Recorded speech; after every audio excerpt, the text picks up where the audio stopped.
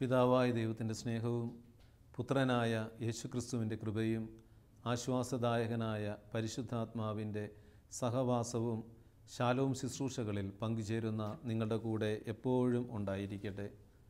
ദൈവവചനം ശ്രവിച്ച് വചനം തിരുവചന ശുശ്രൂഷയിൽ പങ്കുചേർന്ന് നമ്മുടെ ജീവിതങ്ങളെ പ്രകാശിപ്പിക്കാം. വിശുദ്ധ മാർക്കൂസ് എഴുതിയ സുവിശേഷം 11-ാം അധ്യായം 25-ാം തിരുവചനം. നിങ്ങൾ പ്രാർത്ഥിക്കുമ്പോൾ ആരോടെങ്കിലും എന്തെങ്കിലും വിരോധമുണ്ടെങ്കിൽ അത് ക്ഷമിക്കുവിൻ. നിങ്ങൾ പ്രാർത്ഥിക്കുമ്പോൾ ആരോടെങ്കിലും എന്തെങ്കിലും വിരോധമുണ്ടെങ്കിൽ അത് ക്ഷമിക്കുവിൻ. പ്രാർത്ഥനാ ജീവിതത്തിൽ വളരുവാൻ നമ്മുടെ ജീവിതത്തിൽ ആവശ്യമായിട്ടുള്ള ഒരു ഘടകമാണ് ക്ഷമ. ക്ഷമയുടെ ആ കൃപയിൽ വളരുന്നില്ലെങ്കിൽ നമ്മുടെ പ്രാർത്ഥനാ ജീവിതം തകരും. നമ്മുടെ ഉദ്യമങ്ങളിൽ തളർച്ചകൾ ഉണ്ടാകുവാനായിട്ട് കാരണം നമ്മുടെ ക്ഷമയില്ലായ്മയാണ്. ക്ഷമിക്കില്ല എന്നുള്ള വാശിയാണ് ഇന്ന് പലരുടെയും നല്ല ദിനങ്ങളെ തകർത്തിട്ടുള്ളത്. ഞാൻ ഇന്ന ആളോട് ക്ഷമിക്കില്ല, അല്ലെങ്കിൽ ഇന്ന വ്യക്തിയോട് ഞാൻ ഒരിക്കലും ഐക്യപ്പെടാനായിട്ട് എനിക്ക് താല്പര്യമില്ല എന്ന് വാശി പിടിക്കുമ്പോൾ നമ്മുടെ പ്രാർത്ഥനാ ജീവിതത്തിലും നമ്മുടെ ആത്മീകവും ഭൗതികവും ശാരീരികവും മാനസികവുമായ എല്ലാ തലങ്ങളിലും അത് തകർച്ചയ്ക്ക് കാരണമാകും. നമുക്കറിയാം, നമ്മുടെ ഒരു വ്യക്തി എന്ന് പറയുന്നത് അവൻ ശരീരവും മനസ്സും ആത്മാവും ബന്ധങ്ങളും ഉള്ള ഒരു ജീവിതമാണ്. ക്ഷമിക്കാതിരിക്കുമ്പോൾ, ഈ ഒരു പ്രവൃത്തിയോട് ക്ഷമിക്കാൻ ദൈവം ആവശ്യപ്പെടുമ്പോൾ നമ്മൾ ക്ഷമിക്കുകയില്ല എന്ന് വാശി പിടിക്കുമ്പോൾ ഈ തലങ്ങളിലൊക്കെ തകർച്ചകൾ, അസ്വസ്ഥതകൾ കടന്നു വരുന്നത് കാണാനായിട്ട് പറ്റും. ക്ഷമിക്കാതിരിക്കുമ്പോൾ നമ്മുടെ ജീവിതത്തിൽ രോഗപീഠകൾ കടന്നു വരും. ശാരീരികമായി വ്യക്തി തളരുന്ന അവസ്ഥയിലേക്കെത്തും. ക്ഷമിക്കാതിരിക്കുമ്പോൾ നിൻ്റെ ആത്മീയമായ വളർച്ച മുരടിച്ചുകൊണ്ടിരിക്കും. പ്രാർത്ഥനാ ജീവിതത്തിൽ വീഴ്ചകൾ വന്നുകൊണ്ടിരിക്കും. ക്ഷമിക്കാതിരിക്കുമ്പോൾ നീ കടന്നു ചെല്ലുന്ന ഉദ്യമങ്ങളിൽ, നിൻ്റെ പ്രവർത്തന മണ്ഡലങ്ങളിൽ വിജയം വരിക്കാതെ പരാജയപ്പെടുന്ന അനുഭവങ്ങൾ ഉണ്ടാകും. അപ്പോൾ ഈ ദിനത്തിൽ പ്രാർത്ഥനയും സഹോദര സ്നേഹവും തമ്മിൽ അഭേദ്യമായ ബന്ധമുണ്ടെന്ന് നമ്മൾ തിരിച്ചറിയണം. അപരനോട് സൗഹൃദത്തിൽ ആയിരിക്കുന്ന വ്യക്തിക്ക് ദൈവത്തോട് ഐക്യപ്പെടാനായിട്ട് പറ്റുകയുള്ളൂ. അപ്പോൾ ക്ഷമയുടെ കൃപയിൽ വളർന്നാലേ നമുക്ക് ദൈവവുമായിട്ട് ഐക്യപ്പെടുവാനും പ്രാർത്ഥനാ ജീവിതത്തിൽ വളരുവാനും മറ്റുള്ള എല്ലാ മേഖലകളിലും വിജയം വരിക്കുവാനും സാധിക്കുന്നത് ക്ഷമിക്കുമ്പോഴാണ്. ക്ഷമിക്കുന്ന വ്യക്തിയെ ആർക്കും തകർക്കാൻ പറ്റില്ല. ക്ഷമിക്കാത്ത വ്യക്തികളെ തകർക്കാൻ എളുപ്പമാണ്. പിശാച് ഒരു വ്യക്തിയെ തകർക്കാനായിട്ട് പിശാചിൻ്റെ ഏറ്റവും വലിയ കുടില തന്ത്രമാണ് ക്ഷമിക്കാതിരിക്കാനായിട്ടുള്ള മുടന്ത ന്യായങ്ങൾ ആ വ്യക്തിയിൽ വിട്ടുകൊടുക്കും. നീ എന്തിനു ക്ഷമിക്കണം? നീയല്ലല്ലോ തെറ്റ് ചെയ്തത്, അവരല്ലേ തെറ്റ് ചെയ്തത്. നീ ചെയ്ത നിലപാട് ശരിയാണ്, നീ ചെയ്ത പ്രവൃത്തി ശരിയാണ്. അതുകൊണ്ട് നീ എന്തിന് അവരോട് ക്ഷമ ചോദിക്കാൻ പോകണം? അവരകന്നു പോകട്ടെ. നിന്നെ അവർ തെറ്റിദ്ധരിച്ചിട്ടുണ്ടെങ്കിൽ നീ ക്ഷമിക്കാൻ പോകണ്ട, നീ അത് തിരുത്താൻ പോകണ്ട എന്നുള്ള ചിന്തകൾ പിശാച് നമ്മുടെ ഉള്ളിലിട്ട് തരും. കാരണം എന്താണ്? അവനറിയാം, ഒരു വ്യക്തി ക്ഷമിക്കാതിരിക്കുമ്പോൾ ആ വ്യക്തിയെ എല്ലാ തലങ്ങളിലും പരാജയപ്പെടുത്തുവാൻ പിശാചിന് സാധിക്കും. യോഹന്നാൻ്റെ 1-ാം ലേഖനം 4-ാം അധ്യായം 12, ദൈവത്തെ ഒരുവനും കണ്ടിട്ടില്ല, എന്നാൽ നാം പരസ്പരം സ്നേഹിച്ചാൽ ദൈവം നമ്മിൽ വസിക്കും, അവിടുത്തെ സ്നേഹം നമ്മിൽ പൂർണ്ണമാവുകയും ചെയ്യും. ദൈവസ്നേഹത്തിൻ്റെ പൂർണ്ണതയിൽ വളരണമെങ്കിൽ നമ്മൾ ക്ഷമിക്കണം. ദൈവത്തെ കണ്ടുമുട്ടണമെങ്കിൽ നമ്മൾ ക്ഷമിക്കണം. പ്രിയമുള്ളവരെ, പൂർവ്വപിതാക്കന്മാരുടെയൊക്കെ ജീവിതത്തിൽ നമ്മൾ കാണുന്നില്ലേ, സഹോദരനോട് ക്ഷമിക്കുമ്പോൾ യഥാർത്ഥത്തിൽ സഹോദരൻ പറയുന്നത് എന്താണ്? ദൈവത്തിൻ്റെ മുഖം കണ്ടതുപോലെയാണ് നിൻ്റെ മുഖത്തേക്ക് നോക്കിയപ്പോൾ. ക്ഷമിക്കുന്ന വ്യക്തിയുടെ മുഖത്തേക്ക് നമ്മൾ നോക്കുമ്പോൾ ദൈവതുല്യമായ അനുഭവങ്ങൾ നമുക്ക് ലഭിക്കും. ക്ഷമിക്കാത്ത വ്യക്തിയുടെ മുഖത്ത് നോക്കുമ്പോൾ നമ്മുടെ ഉള്ളിൽ അസ്വസ്ഥതകൾ പടർന്നു വരും. മറ്റുള്ളവരുടെ ജീവിതത്തിലും അത് അസ്വസ്ഥതയ്ക്ക് കാരണമാകും. ക്ഷമിക്കാത്ത വ്യക്തി നിൽക്കുന്ന ഇടം പോലും അസ്വസ്ഥതകൾക്ക് കാരണമാകും. അതുകൊണ്ടാണ് ചില പ്രാർത്ഥനാ ശുശ്രൂഷകളിൽ ക്ഷമിക്കാത്ത വ്യക്തികളിൽ നിന്ന് പ്രാർത്ഥിക്കുമ്പോൾ ആ പ്രാർത്ഥനകളിൽ വലിയ അത്ഭുതങ്ങൾ സംഭവിക്കുകയില്ല. ആ പ്രാർത്ഥനകൾ ഒരു അഭിഷേകമായിട്ട് മാറുകയില്ല. പക്ഷേ ക്ഷമിച്ച് വെറുപ്പും വിദ്വേഷവും ഒക്കെ ഉപേക്ഷിച്ച് പ്രാർത്ഥിക്കുന്ന പ്രാർത്ഥനാ കൂട്ടായ്മകളിൽ വലിയ വലിയ അഭിഷേകങ്ങൾ കടന്നു വരും. അപ്പോൾ ക്ഷമിക്കാത്ത ഒരു വ്യക്തി നീ ചെല്ലുന്ന ഇടത്തുപോലും നീ കാരണം ദൈവത്തിന് പ്രവർത്തിക്കാൻ പറ്റാത്ത തടസ്സം നീ സൃഷ്ടിക്കും. അതുകൊണ്ട് ഈ ദിനത്തിൽ ക്ഷമിക്കാനായിട്ടുള്ള കൃപയ്ക്ക് വേണ്ടി പ്രാർത്ഥിക്കുന്നവരാകാം. നമുക്കറിയാം, പൂർവ്വപിതാവായ ജോസഫ്, ഉൽപ്പത്തി പുസ്തകത്തിൽ നമ്മൾ കാണുന്നുണ്ട്, പൂർവ്വപിതാവായ ജോസഫ് സഹോദരങ്ങൾ പൊട്ടക്കിണറ്റിലിട്ടു, അവസാനം ഈജിപ്തിലെ കച്ചവടക്കാർക്ക് വിറ്റു. എത്രമാത്രം സഹനത്തിൻ്റെ വേദനയുടെ തലങ്ങളിലൂടെ കടന്നു പോവുകയാണ്. ക്ഷമിക്കാതിരിക്കുവാൻ 100,000 കാര്യങ്ങളുണ്ടായിട്ടും ജോസഫ് അതൊന്നും നിരത്താതെ നിരുപാധികം ക്ഷമിക്കുന്നു. അത് ജോസഫിൻ്റെ ആത്മീയവും ശാരീരികവും മാനസികവും എല്ലാ തലങ്ങളിലും അത് വിജയത്തിന് കാരണമാവുകയാണ്. പൂർവ്വപിതാവായ ജോസഫിനെ ഫറവോ ഈജിപ്തിൻ്റെ ഒരു ഉയർന്ന സ്ഥാനത്തിലേക്ക് കൊണ്ടെത്തിക്കുവാനായിട്ട് കാരണം എന്താണ്? ഈ ക്ഷമയാണ്. ദൈവം ജോസഫിൻ്റെ കൂടെ നിന്നു എന്ന് പറയുന്നതിന് കാരണം എന്താണ്? ഈ ക്ഷമയാണ്. ദാവീദ് രാജാവിൻ്റെ പ്രവർത്തനങ്ങളിലൊക്കെ വിജയം വരിക്കുവാനായിട്ട് കാരണം എന്താണ്? ദാവീദ് തന്നെ കൊല്ലാൻ ശ്രമിച്ച, തന്നെ നിന്ദിച്ച, അല്ലെങ്കിൽ തന്നെ തകർക്കാൻ ശ്രമിച്ച ഈ സാവൂൾ രാജാവിനോട് ക്ഷമിച്ചു നിരുപാധികം. നമ്മുടെ ജീവിതത്തിലും ഈ ഒരു ക്ഷമയുടെ തലത്തിലേക്ക് വളരാൻ കഴിഞ്ഞാൽ നമുക്ക് വിജയിക്കാനായിട്ട് പറ്റും. ജോസഫ് നമുക്ക് മാതൃക നൽകുന്നത് ഇതാണ്. കാരണം നമുക്ക് ദ്രോഹം വരുത്തിയവരെയെല്ലാം നമ്മെ ദൈവത്തിലേക്ക്, ക്രൈസ്തവ പൂർണ്ണതയിലേക്ക് നയിച്ച ഉപകരണങ്ങളായി കാണാൻ കഴിയണം. ജോസഫിൻ്റെ സംഭവം, പൂർവ്വപിതാവായ ജോസഫ് പഠിപ്പിച്ചു തരുന്ന ഒരു കാര്യം അതാ. ജോസഫിൻ്റെ ജീവിതത്തിൽ ക്ഷമിക്കാനുണ്ടായിട്ടുള്ള എല്ലാ സംഭവങ്ങളും അത് ക്ഷമിച്ചുകൊണ്ട് ദൈവത്തിലേക്ക് വളരാനായിട്ട് അത് ഉപയോഗിച്ചു. ജോസഫ് അതാണ് പറഞ്ഞത്. സഹോദരങ്ങൾ ഒരു വേള ഈജിപ്തിൽ വന്നിട്ട് ധാന്യത്തിന് വേണ്ടി കൈനീട്ടുകയാണ്. ദാരിദ്ര്യത്തിൻ്റെ പടുകുഴിയിൽ തകർന്ന അവസ്ഥയിൽ ഇവരെത്തിയിട്ട് ഈ തങ്ങൾ ദ്രോഹിച്ച ജോസഫിൻ്റെ അടുത്തേക്ക് ഇവർ വന്ന് കൈനീട്ടുമ്പോൾ ജോസഫിന് വേണമെങ്കിൽ ഒത്തിരിയേറെ കാര്യങ്ങൾ ചോദിക്കാനുണ്ട്. തന്നെ ദ്രോഹിച്ചവരാണ് തൻ്റെ മുമ്പിൽ നിൽക്കുന്നത്. പക്ഷേ ജോസഫ് കാണുന്നത് എന്താണ്? ഇവരുടെ പ്രവൃത്തിയാണ് തന്നെ ഈ ഒരു അവസ്ഥയിലേക്ക് ദൈവം ഉയർത്തിയത്. അതുകൊണ്ട് നമ്മളെ വേദനിപ്പിക്കുന്നവർ, മുറിവേൽപ്പിക്കുന്നവർ യഥാർത്ഥത്തിൽ അവർ നമ്മളെ ദൈവത്തോട് അടുപ്പിക്കുകയാണെന്ന് തിരിച്ചറിഞ്ഞ് അവരോട് ക്ഷമിക്കണം. ക്ഷമിക്കാതെ അവരോട് വെറുപ്പ് വെച്ചുകൊണ്ടിരിക്കുമ്പോൾ നമ്മൾ ആ ദൈവത്തിൻ്റെ പദ്ധതിക്ക് തടസ്സമായിട്ട് മാറും. വെറുപ്പും ശത്രുതയും ക്ഷമയില്ലാത്ത മനസ്സും നമ്മൾ ധ്യാനത്തിൽ പങ്കെടുക്കുന്നവർക്ക് ദൈവവചനത്തിൻ്റെ ശക്തി അവരുടെ ജീവിതത്തിൽ ഇറങ്ങി വരുമ്പോൾ മാനസാന്തരത്തിൻ്റെ ഒരു മനോഭാവം രൂപപ്പെടും. വിട്ടുകൊടുക്കണം, ക്ഷമിക്കണം എന്നുള്ള ചിന്ത വരും. ചിലരൊക്കെ ഒരിക്കലും ക്ഷമിക്കില്ല എന്ന് വാശി പിടിച്ചിരുന്നവർ ഒരു ധ്യാനത്തിൽ പങ്കെടുത്തുകൊണ്ടിരിക്കുമ്പോൾ ദൈവത്തിൻ്റെ പരിശുദ്ധാത്മാവ് അവരുടെ ദൈവത്തിൻ്റെ വചനം അവരുടെ ഉള്ളിൽ നിറയുമ്പോൾ അവരറിയാതെ ഒരു ചിന്ത വരും, വിട്ടുകൊടുക്കാം, ക്ഷമിക്കാം. ആ സമയത്തൊരു ചിന്ത വരും, ക്ഷമിക്കണമെന്നുള്ള ചിന്ത. പക്ഷേ ആ ചിന്ത അത് വളരെ ശരിയായ രീതിയിൽ നമ്മൾ ക്രമപ്പെടുത്തുകയാണെങ്കിൽ ആ ക്ഷമയുടെ തലത്തിലേക്ക് ഉയരാൻ പറ്റും, ക്ഷമയുടെ കൃപയിലേക്ക് എത്തിച്ചേരാനായിട്ട് പറ്റും. അതല്ലെങ്കിൽ നമ്മൾ ആ സമയം വെച്ച് അവിടെ വെച്ചൊരു തീരുമാനം എടുക്കും. പക്ഷേ ധ്യാനം കഴിഞ്ഞ് പുറത്തിറങ്ങി കഴിയുമ്പോൾ ഇത് മറന്നുപോയാൽ, അതിനനുസരിച്ച് ഒരു പ്രിപ്പറേഷൻ നമ്മുടെ ജീവിതത്തിൽ രൂപപ്പെടുത്താതിരുന്നാൽ ക്ഷമയുടെ കൃപയിൽ വളരാതെ നമ്മൾ വീണ്ടും മുരടിച്ച് പോകാനായിട്ട് സാധ്യതയുണ്ട്. അപ്പോൾ ഈ ദിനത്തിൽ ക്ഷമയുടെ കൃപയിൽ വളരുവാൻ ശ്രദ്ധിക്കേണ്ട 4 കാര്യങ്ങളാണ് ഈ തിരുവചനത്തിൽ പറയാനായിട്ട് ആഗ്രഹിക്കുന്നത്. ക്ഷമയുടെ കൃപയിൽ വളരുവാൻ നമ്മൾ ശ്രദ്ധിക്കേണ്ട 4 കാര്യങ്ങൾ. ഒന്നാമത്തെ കാര്യം എന്ന് പറയുന്നത്, ആരെല്ലാം മുമ്പ് ശത്രുതയിൽ പിണങ്ങിയിരുന്നോ അവർക്ക് വേണ്ടി എല്ലാ ദിവസവും പ്രാർത്ഥിക്കുക. അപ്പോൾ നമ്മൾ ക്ഷമിക്കേണ്ട മേഖലകൾ കാണും. അതുപോലെ തന്നെ ചിലപ്പോൾ നമ്മൾ ചെയ്യാത്ത പ്രവൃത്തി സംശയിച്ച് തെറ്റിദ്ധരിച്ച് നമ്മളോട് വെറുപ്പ് വച്ചിരിക്കുന്നവർ കാണാം. അപ്പോൾ ആരോടെല്ലാം മുമ്പ് നമ്മൾ ശത്രുതയിലും പിണക്കത്തിലുമായിരുന്നുവോ അവർക്ക് വേണ്ടി എല്ലാ ദിവസവും ക്ഷമയുടെ പ്രാർത്ഥന നടത്തണം. ധ്യാന അവസരത്തിൽ അവരോട് ക്ഷമിച്ചു പ്രാർത്ഥിച്ചതുകൊണ്ട് മാത്രമാകുന്നില്ല. കാരണം ദീർഘകാലം അവർക്ക് വേണ്ടി ക്ഷമയുടെ പ്രാർത്ഥന നടത്തണം. ഒന്നാമത് എടുക്കേണ്ട സ്റ്റെപ്പ് ഇതാണ്. കാരണം നമുക്കറിയാം ഈ മുറിവേറ്റ അവസ്ഥകളാണ്. ക്ഷമിക്കാൻ പറ്റാത്ത അവസ്ഥയെന്ന് പറയുന്നത് മുറിവേൽക്കപ്പെട്ട അവസ്ഥയാണ്. അപ്പോൾ ശരീരത്തിലൊരു മുറിവ് വന്നു കഴിഞ്ഞാൽ നമ്മൾ ഒരു ദിവസം മരുന്ന് വെച്ച് കഴിഞ്ഞാൽ ഉടനെ അത് പൂർണ്ണമായിട്ട് സൗഖ്യപ്പെടില്ല. ഇതുപോലെയാണ് ആത്മാവിൻ്റെ മുറിവെന്ന് പറയുന്നത്. അത് അല്പസമയം, ദീർഘമായ സമയം എടുക്കും. അപ്പോൾ അത് കൂടുതൽ പ്രാർത്ഥിക്കേണ്ടി വരും. അപ്പോൾ വ്യക്തിബന്ധങ്ങളിൽ ശത്രുതയും അകൽച്ചയും വന്ന അവസ്ഥകൾ, സാഹചര്യങ്ങളുള്ള മേഖലകളെ കർത്താവിൻ്റെ മുമ്പിൽ സമർപ്പിച്ച് നമ്മൾ ക്ഷമയുടെ പ്രാർത്ഥന ചൊല്ലണം, ക്ഷമിച്ച് പ്രാർത്ഥിക്കണം. അവിടെ ദൈവീകമായ ഒരു കൃപ അവിടെ ഒഴുകിയിറങ്ങും.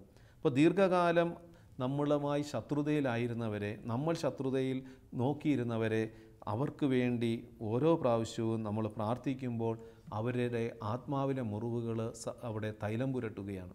അപ്പോൾ ഒന്നാമത് നമ്മൾ എടുക്കേണ്ടത്, ആദ്യം നമ്മൾ കർത്താവായ യേശു ക്രിസ്തുവിൻ്റെ കുരിശിൻ്റെ കീഴിൽ ക്ഷമിക്കാനായിട്ടുള്ള വ്യക്തിയെ നിർത്തിക്കൊണ്ട് അവർക്ക് ക്ഷമ കൊടുത്ത് ക്ഷമയുടെ പ്രാർത്ഥന ചൊല്ലി അവരുമായിട്ട്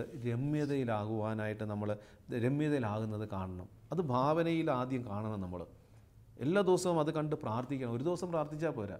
ആരോടൊക്കെ നമുക്ക് ക്ഷമിക്കാനുണ്ട്, ആരോടൊക്കെ നമ്മുടെ ഉള്ളിൽ അറിയാത്ത വെറുപ്പ്, വിദ്വേഷം, വൈരാഗ്യ ചിന്തകൾ കിടപ്പുണ്ട്, ആ വ്യക്തികളെ കർത്താവായ ഈശോയുടെ കുരിശിൻ്റെ കീഴിൽ നിർത്തി നമ്മളും അവിടെ നിന്നുകൊണ്ട് ക്ഷമ കൊടുത്തുകൊണ്ട് പ്രാർത്ഥിക്കണം. കർത്താവായ ഈശോ എത്രമാത്രം ക്ഷമിച്ചു.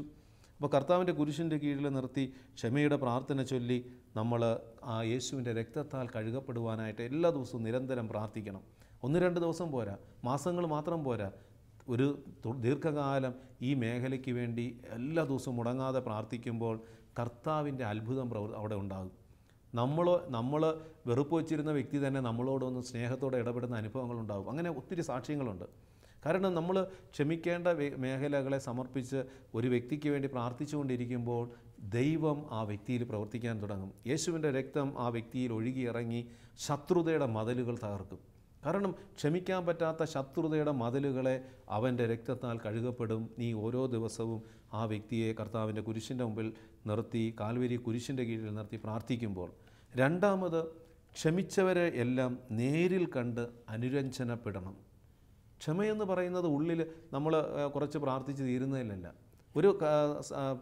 ദൈവം അവരെ ക്രമീകരിക്കും. നമ്മുടെ അടുത്തേക്ക് അല്ലെങ്കിൽ നമ്മൾ നേരിട്ട് അവരുമായി ഇടപെടേണ്ട സാഹചര്യങ്ങൾ ദൈവം തന്നെ സൃഷ്ടിക്കും. അങ്ങനെ ഒത്തിരി സംഭവങ്ങൾ, അനേകം സാക്ഷ്യങ്ങൾ പറയാറുണ്ട്. ഒരു വ്യക്തിക്ക് വേണ്ടി ക്ഷമിച്ച് പ്രാർത്ഥിച്ചുകൊണ്ടിരുന്നപ്പോൾ അവർ പോലും അറിയാത്ത സാഹചര്യങ്ങളിൽ ഈ വ്യക്തികൾ തമ്മിൽ കണ്ടുമുട്ടാനിടയായി. അപ്പോൾ ദൈവം നമുക്ക് അങ്ങനെയുള്ള സാഹചര്യങ്ങൾ നേരിൽ കണ്ടുമുട്ടി അനുരഞ്ജനപ്പെടുവാനായിട്ട് ദൈവം ഇടയാക്കുന്ന സാഹചര്യങ്ങളിൽ നമ്മൾ ദുരഭിമാനം വെടിഞ്ഞ് അവരോട് ക്ഷമ ചോദിക്കാനും ക്ഷമ കൊടുക്കാനും തയ്യാറാകണം. അത് രണ്ടാമത്തെ പ്രവൃത്തിയാണ്, രണ്ടാമത്തെ ഘട്ടമാണ്. കാരണം അല്ലെങ്കിൽ സാത്താൻ നമുക്ക് ദുരഭിമാനം തന്നുകൊണ്ടിരിക്കും. നീ കുഴപ്പമില്ല, നീ ക്ഷമിക്കേണ്ട, നീ തെറ്റ് ചെയ്തിട്ടില്ലല്ലോ, നീട്ടി വയ്ക്കാനുള്ളതല്ല. നമ്മൾ ആ സ്റ്റെപ്പിൽ തന്നെ ചെയ്യണം. ദൈവം കണ്ടുമുട്ടാൻ അനുവദിക്കുന്ന ആ നിമിഷം തന്നെ അവരോട് ക്ഷമിച്ച് പ്രാർത്ഥിക്കണം. ഹൃദയ കാഠിന്യം എടുത്തു മാറ്റണം. പല ന്യായീകരണങ്ങളും പറഞ്ഞ് അല്ലെങ്കിൽ ഇപ്പോൾ വേണ്ട, കുറച്ച് നാളുകൂടെ കഴിയട്ടെ, അവരെ കണ്ടാലും മുഖം തിരിഞ്ഞു പോകുന്ന സ്വഭാവം പാടില്ല. നേരിട്ട് ചെന്ന് സോറി പറയണം, ക്ഷമ ചോദിക്കണം, ക്ഷമ കൊടുക്കണം. അവിടെ പിശാചിൻ്റെ തന്ത്രങ്ങളെല്ലാം തകർക്കപ്പെടും. അവൻ്റെ ആ അഹങ്കാരത്തിൻ്റെ ആ നഖമൊക്കെ കൊഴിഞ്ഞു വീഴും ക്ഷമിക്കുമ്പോൾ, നമ്മൾ ക്ഷമ ചോദിക്കുമ്പോൾ. മറ്റൊന്ന്, ലൂക്കയുടെ സുവിശേഷം 18:14 വചനം പറയുന്നില്ല, തന്നെ ഉയർത്തുന്നവൻ താഴ്ത്തപ്പെടും, തന്നെ താഴ്ത്തുന്നവൻ ഉയർത്തപ്പെടുകയും ചെയ്യും. അപ്പോൾ ഒരുപക്ഷെ നമ്മൾ ചിലപ്പോൾ താഴുന്ന ഒരു അനുഭവമായിരിക്കും. ഞാൻ തെറ്റൊന്നും ചെയ്തിട്ടില്ലല്ലോ, ഞാൻ പിന്നെ എന്തിനാ ക്ഷമ ചോദിക്കാൻ പോകുന്നത്? എന്നെ ദ്രോഹിച്ചവനല്ലേ, എന്നെ ദ്രോഹിച്ചവളല്ലേ, എന്നെ തകർത്തവളല്ലേ, എന്നെ തകർക്കാൻ ശ്രമിച്ചവനല്ലേ എന്ന് പറഞ്ഞ് ന്യായീകരണം പറഞ്ഞ് വേണമെങ്കിൽ നമുക്ക് അകലാം. കാരണം അത് നമ്മുടെ ദുരഭിമാനമാണ്. ഞാൻ താഴുന്നത് എന്തിനാ, ഞാൻ ക്ഷമ ചോദിക്കുന്നത് എന്തിനാ? അത് പിശാചിൻ്റെ പ്രവൃത്തി. അതുകൊണ്ട് ദൈവം അനുവദിക്കുന്ന കണ്ടുമുട്ടലുകളിൽ നമ്മൾ ക്ഷമ ചോദിക്കുവാനും ക്ഷമ കൊടുക്കാനുമുള്ള വ്യക്തിയെ കണ്ടുമുട്ടുമ്പോൾ നമ്മൾ അവിടെ ദുരഭിമാനം വെടിഞ്ഞ് ഒന്ന് എളിമപ്പെട്ട് ക്ഷമ ചോദിക്കണം. അവിടെ ബന്ധങ്ങൾ ദൃഢമാകും, അവിടെ ദൈവത്തിൻ്റെ അത്ഭുതങ്ങൾ സംഭവിക്കും. മൂന്നാമത് ചെയ്യേണ്ടത്, അനുരഞ്ജനപ്പെട്ടവരെയെല്ലാം എല്ലാ ദിവസവും അനുഗ്രഹിച്ച് പ്രാർത്ഥിക്കണം. അനുരഞ്ജനപ്പെട്ട് കഴിയുമ്പോൾ പിന്നെ അവരുമായിട്ടുള്ള കാര്യം തീർന്നില്ല. പ്രാർത്ഥനയിൽ അവരെ ഓർക്കണം എല്ലാ ദിവസവും, അവർക്ക് വേണ്ടി എല്ലാ ദിവസവും പ്രാർത്ഥിക്കണം. മത്തായിയുടെ സുവിശേഷം 5-44, എന്നാൽ ഞാൻ നിങ്ങളോട് പറയുന്നു, ശത്രുക്കളെ സ്നേഹിക്കുവിൻ, നിങ്ങളെ പീഡിപ്പിക്കുന്നവർക്ക് വേണ്ടി പ്രാർത്ഥിക്കുവിൻ. വചനമാണ്, ദൈവത്തിൻ്റെ വചനം പറയുകയാണ്. ശത്രുക്കളെ, കാരണം നിങ്ങളെ പീഡിപ്പിക്കുന്നവർക്ക് വേണ്ടി നിങ്ങളോട് ശത്രുത വെച്ച് പുലർത്തുന്നവരെയും അനുഗ്രഹിച്ച് പ്രാർത്ഥിക്കണം. അനുഗ്രഹിച്ച് പ്രാർത്ഥിക്കുമ്പോൾ വ്യക്തിബന്ധങ്ങൾ ഊഷ്മളമായി മാറും. ഉള്ളിലെ വെറുപ്പിൻ്റെ മതിലുകൾ പൊളിഞ്ഞു പോവും, അത് ഇടിഞ്ഞു പൊളിയും. നമ്മളൊരു വ്യക്തിയെ അനുഗ്രഹിച്ച് പ്രാർത്ഥിച്ചു നോക്കിയേ, ഒരുപക്ഷെ നമ്മളെ ഒത്തിരി ദ്രോഹിക്കുന്ന വ്യക്തിയാകാം. നമ്മളൊരിക്കലും ക്ഷമിക്കാനായിട്ട് ഇനി സാധ്യതയില്ലാത്ത തരത്തിൽ ആ വ്യക്തി നമ്മളെ ദ്രോഹിച്ചിട്ടുണ്ടാകാം. പക്ഷേ നമ്മളെങ്കിലും അതെല്ലാം ദൈവത്തിൻ്റെ മുമ്പിൽ സമർപ്പിച്ച് എല്ലാം കാണുന്ന ഒരു ദൈവം നമുക്കുണ്ട്. നമ്മൾ ആ വ്യക്തിയെ നിരൂപാധികം ക്ഷമിച്ച് അനുഗ്രഹിച്ച് പ്രാർത്ഥിച്ചുകൊണ്ടിരുന്നേ ആ വ്യക്തിയിൽ വലിയ മാറ്റങ്ങൾ സംഭവിക്കും. ആ വ്യക്തി നമുക്ക് അനുകൂലമായിട്ട് മാറും. പ്രതികൂലമായി നിൽക്കുന്ന വ്യക്തിബന്ധങ്ങൾ അനുകൂലമായി മാറുന്നു ക്ഷമിക്കുമ്പോൾ. സ്നേഹം വിദ്വേഷത്തേക്കാൾ ശക്തമാണ്. ഒരു വ്യക്തി വിദ്വേഷം വെച്ചുകൊണ്ടിരിക്കുമ്പോൾ അവൻ്റെ ജീവിതത്തിൽ തകർച്ചകളും ദുരിതങ്ങളും ഉണ്ടാകും. ക്ഷമിക്കാതിരിക്കുമ്പോൾ അവൻ്റെ ജീവിതത്തിൽ തകർച്ചകളും ദുരിതങ്ങളും ഉണ്ടാകും. സ്നേഹിക്കുമ്പോൾ അവൻ്റെ ജീവിതത്തിൽ ഉയർച്ചകളുണ്ടാകും. അപ്പോൾ പിന്നെ നാലാമത് ചെയ്യേണ്ടത് അനുരഞ്ജനപ്പെട്ടവരുമായി സ്നേഹത്തിൻ്റെ കൂട്ടായ്മയിൽ വളരുവാനായിട്ട് പരിശ്രമിക്കണം.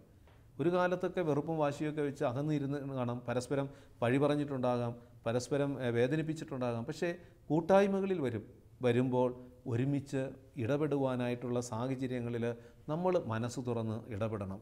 പഴയതൊക്കെ ചിന്തിച്ചുകൊണ്ട് ഇടപെടാനായിട്ട് പാടില്ല. പഴയതൊക്കെ നമ്മൾ വിസ്മരിക്കാനായിട്ട് തയ്യാറാകണം. ഈ ദൈവം നമ്മളോട് ക്ഷമിക്കുന്നില്ലേ? കർത്താവായ ഈശോ ഓരോ കുമ്പസാര സമയവും നമ്മൾ ചെന്ന് കർത്താവിന് മുമ്പിൽ പറയുന്ന പാവം എല്ലാം ഈശോ കംപ്ലീറ്റ് അത് എടുത്തു മാറ്റുകയില്ല. ആഴിയുടെ അഗാധങ്ങളിലേക്ക് അവൻ ചവിട്ടി താഴ്ത്തുകയാണ്. വചനം പറയുക, പിന്നെ ഒരിക്കലും അവൻ ഓർക്കുക പോലും ഇല്ലെന്നാണ് പറയുന്നത്. അപ്പോൾ മനുഷ്യരായ നമ്മളും ഇതേ മനോഭാവം നമ്മളും സ്വീകരിക്കുവാനായിട്ട് തയ്യാറാകണം. പണ്ട് കാലങ്ങളിൽ അവൻ ഇന്നതൊക്കെ ചെയ്തു, അതുകൊണ്ട് ഇപ്പോഴും ആ വ്യക്തി അതുതന്നെയാണ് എന്നുള്ള ചിന്താഗതി നമ്മുടെ മനസ്സുകളിൽ വച്ചുകൊണ്ട് ബന്ധങ്ങളിൽ നിന്ന് അകലാൻ പാടില്ല. ക്ഷമിക്കണം, സ്നേഹിക്കണം. സ്നേഹം കൊണ്ട്, ക്ഷമ കൊണ്ട് നേടിയെടുക്കുവാനും മാറ്റുവാനും കഴിയാത്തതായിട്ടൊന്നുമില്ല.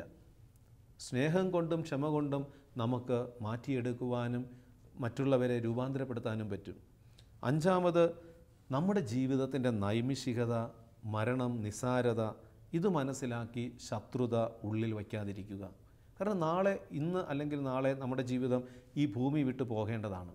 അപ്പോൾ ക്ഷമയുടെ കൃപയിൽ വളരുവാൻ വേണ്ട 5 കാര്യങ്ങളായിരുന്നു പ്രിയമുള്ളവരെ നമ്മൾ ഈ തിരുവചനത്തിൽ ധ്യാനിച്ചു കൊണ്ടിരുന്നത്. കാരണം എന്താണ്?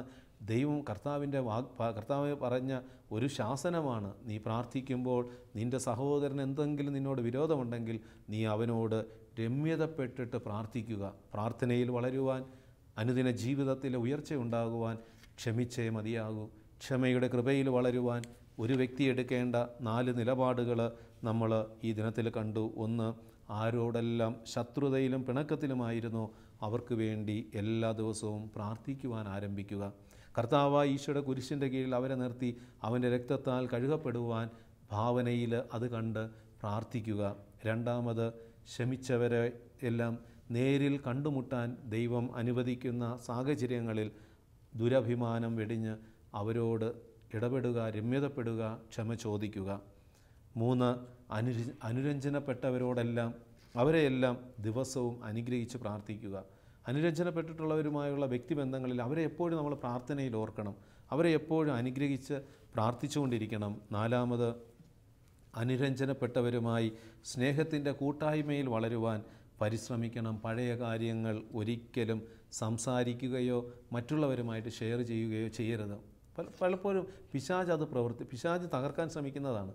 ഒരുപക്ഷെ മറ്റുള്ളവർ നമ്മളെ ദ്രോഹിച്ചിട്ടുണ്ടാകാം, അത് നമ്മൾ ക്ഷമിച്ചു കളഞ്ഞു, രമ്യതയിലായി. പിന്നെ വീണ്ടും ആരെങ്കിലും സംഭവങ്ങൾ അതുമായി ബന്ധപ്പെട്ട കാര്യങ്ങൾ നമ്മളോട് ഷെയർ ചെയ്യാനായിട്ട് വരുമ്പോൾ നമ്മളെടുത്ത് ഈ കാര്യങ്ങൾ വീണ്ടും പറഞ്ഞ് നമ്മളവിടെ ആ ബന്ധങ്ങളുടെ ഊഷ്മളത നഷ്ടപ്പെടുത്തരുത്, ബന്ധങ്ങളുടെ ആ ഐക്യം നഷ്ടപ്പെടുത്തരുത്. സംശയത്തിൻ്റെ മറ തീർക്കുവാൻ നമ്മുടെ സംസാരം കാരണമാകരുത്.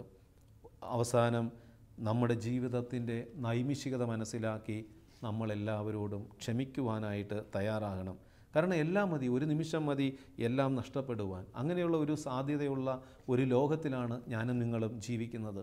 ഇന്ന് എനിക്കുണ്ടെന്ന് കരുതുന്നതൊക്കെ ഒരു നിമിഷം കൊണ്ട് എൻ്റെ കൈവെള്ളയിൽ നിന്ന് ഉതിർന്നു പോകാവുന്നതാണ്. അത്രയേ ഉള്ളൂ മനുഷ്യജീവിതം.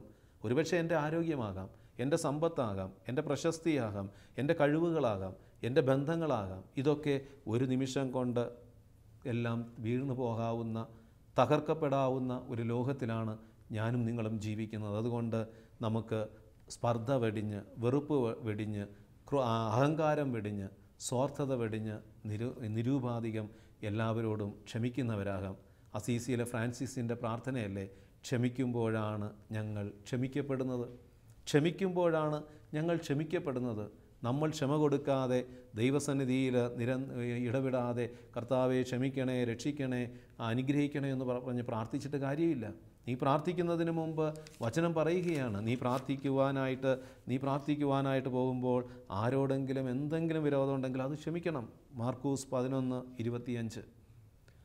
ദൈവം പറയുന്നത് ചെയ്യാതെ നമ്മൾ കുറേ കാര്യങ്ങൾ ചെയ്തിട്ട് എനിക്ക് ഇന്നത് തരണം, അല്ലെങ്കിൽ എൻ്റെ കാര്യം സാധിച്ചു തരണം, എൻ്റെ പ്രാർത്ഥനയ്ക്ക് ഉത്തരം തരണമെന്ന് പറഞ്ഞ് വാശി പിടിച്ചിട്ട് കാര്യമില്ല. കർത്താവിന് കേൾക്കാത്തത് കൊണ്ടൊന്നുമല്ല നമ്മുടെ പ്രാർത്ഥനകൾക്ക് ഉത്തരം കിട്ടാത്തത്. കാരണം അവൻ്റെ ചെവികൾക്ക് മാന്യം സംഭവിച്ചിട്ടില്ല, അവൻ്റെ കരങ്ങൾ കുറുകിപ്പോയിട്ടില്ല നമ്മളെ അനുഗ്രഹിക്കുവാൻ കഴിയാത്ത വിധം. നമ്മുടെ വെറുപ്പ്, നമ്മുടെ ക്ഷമയില്ലായ്മ, നമ്മുടെ ഈ അതിക്രമം ദൈവത്തിൽ നിന്ന് നമ്മളെ അകറ്റിയിരിക്കുന്നു. എൻ്റെ പ്രാർത്ഥനകളും എൻ്റെ രോദനങ്ങളും ദൈവത്തിൻ്റെ കാതുകളിൽ എത്തപ്പെടാതിരിക്കത്തക്ക വിധം മതിലുകൾ ഞാൻ സൃഷ്ടിക്കുന്ന മതിലാണ് എൻ്റെ ക്ഷമയില്ലായ്മ. ഞാൻ ക്ഷമിക്കാതിരിക്കുമ്പോൾ യഥാർത്ഥത്തിൽ ഞാൻ എനിക്ക് തന്നെ ദ്രോഹം ചെയ്യുകയാണ്. ഞാൻ രോഗിയായി മാറുന്നു, ഞാൻ മാനസിക സമ്മർദ്ദങ്ങൾക്ക് അടിമപ്പെടുന്നു. പ്രഷർ, കൊളസ്ട്രോള്, എന്തൊക്കെ രോഗങ്ങളാണ് ഇന്ന് ക്ഷമിക്കാതിരിക്കുന്നത് കൊണ്ട് തന്നെ നമുക്ക് നമ്മുടെ ജീവിതത്തിൽ നമ്മൾ വരുത്തി വയ്ക്കുന്നു. വിട്ടുകൊടുക്കുക. ക്ഷമിക്കുമ്പോൾ അവിടെ അത്ഭുതം സംഭവിക്കും. പ്രിയമുള്ളവരെ, ഈ അടുത്ത നാളിൽ ഒരു സഹോദരനും സഹോദരിയും തൻ്റെ കുഞ്ഞുമായിട്ട് പ്രാർത്ഥിക്കാനായിട്ട് വന്നു. ആ കുഞ്ഞെന്ന് പറയുന്നത് ഇവർക്ക് രണ്ടുപേർക്കും ജീവനാണ്. പ്രത്യേകിച്ച് ഭാര്യയ്ക്ക് ആ കുഞ്ഞിനെ മാറി നിൽക്കാൻ, ആ കുഞ്ഞിനെ വിട്ട് ചിന്തിക്കാൻ പറ്റില്ല. എപ്പോഴും കുഞ്ഞിൻ്റെ അടുത്ത് വേണമെന്നുള്ള പിടിവാശിക്കാരിയായി ഈ ഭാര്യ.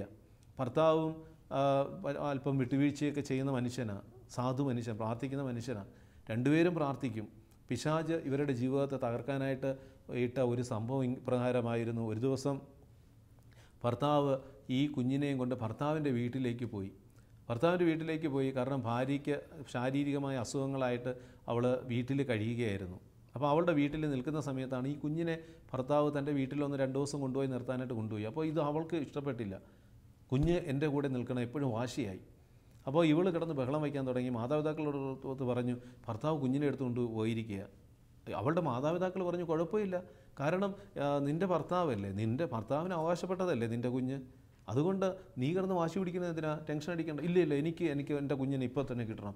ഫോൺ വിളിച്ചിട്ട് ഭർത്താവിനോട് പെട്ടെന്ന് പറഞ്ഞു, ഈ കുട്ടിയെ ഇപ്പോൾ തന്നെ കൊണ്ടുവരണം. ഭർത്താവ് പറഞ്ഞു, ഞാനിപ്പോൾ കൊണ്ടുപോയതേ ഉള്ളൂ, നാളെ കൊണ്ടുവരാമല്ലോ, അതിന് പേടിക്കുന്നതിന്.